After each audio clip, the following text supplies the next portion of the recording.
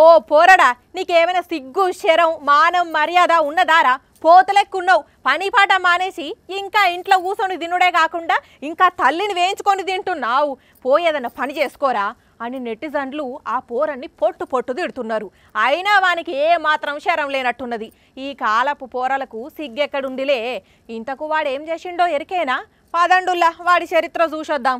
చూడండి, ఢిల్లీకి చెందిన జేబులు కొట్టే మొకపోడు పొద్దుకి ఊరంతా తిరుగుడు తప్ప పైసా పనిచేసింది లేదు. పైగా ఈయనకి ఐఫోన్ కావాల్సి వచ్చింది. చేతిలో పైసా లేదు, అయినా ఫోన్ కావాలి.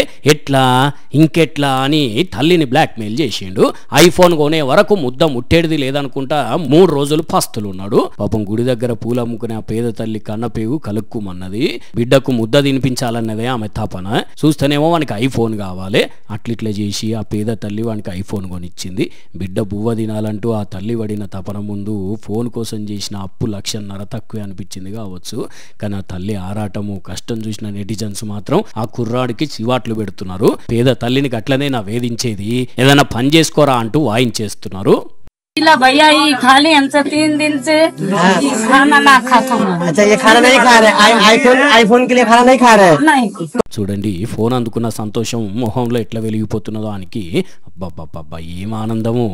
అదే నీ చేత్తో సంపాదించి కొనుక్కుంటే ఇంకెంత మజా వచ్చేదో కదా.